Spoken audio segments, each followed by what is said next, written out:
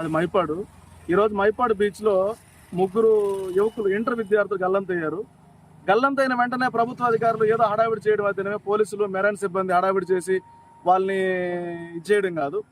అసలు ప్రమాదమే జరగకుండా ఎలాంటి చర్యలు తీసుకోవాలనేది ప్రభుత్వం దీని మీద దృష్టి సారించాలి. ఎందుకంటే జిల్లాలోనే మొదటి పర్యాటక కేంద్రం మైపాడు బీచ్.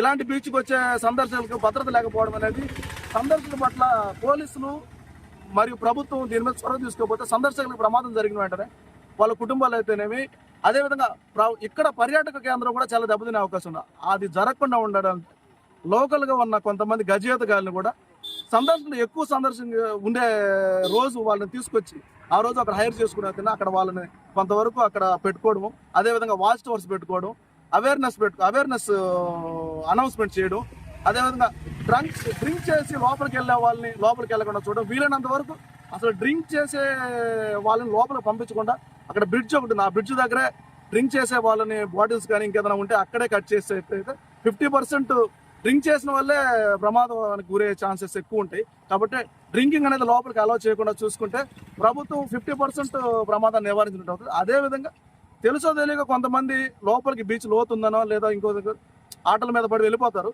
వాళ్ళు వెళ్ళేటప్పుడు వాచ్ టవర్ మీద ఉన్న వ్యక్తి అయితే ఎవరు లోపలికి వెళ్ళారా ఎవరు బయట ఉన్నారా చూసి వాళ్ళు అనౌన్స్ చేసి వాళ్ళని బయటికి పిలిచడానికి మైక్ సెట్లు, అనౌన్స్మెంట్ సెట్లు అయితే వాళ్ళకి ఇవ్వాలి. అదేవిధంగా మెరైన్ సిబ్బంది కావాల్సిన లైఫ్ జాకెట్లు అయితేనేమి, బోట్లు అయితేనేమి అన్ని కూడా ఇక్కడ ప్రొవైడ్ చేయాలి. ప్రమాదం జరిగినప్పుడు మెరైన్ సిబ్బంది అయినా ఈత మీద వెళ్ళి ఎంతసేపు తీసుకొస్తాడు, అతను కూడా ఏం చేయలేడు. వాళ్ళు ఉన్నారంటే ఉన్నారు. అక్కడ వాళ్ళకి కావాల్సిన ఏర్పాట్లు కూడా ప్రభుత్వం వెంటనే చేసినట్లయితే వాళ్ళకి కూడా దీని మీద గట్టి నమ్మకం ఉంటుంది. ఎవరు కూడా ప్రమాదం జరగకుండా, ఎలాంటి కుటుంబంలో ఇలాంటి విషాదాలు జరగకుండా ప్రభుత్వం చొరవ తీసుకుని ఈ బీచ్ మీద దృష్టి సారించి గట్టి భద్రత కల్పించాలని చెప్పి కోరుకుంటున్నాను.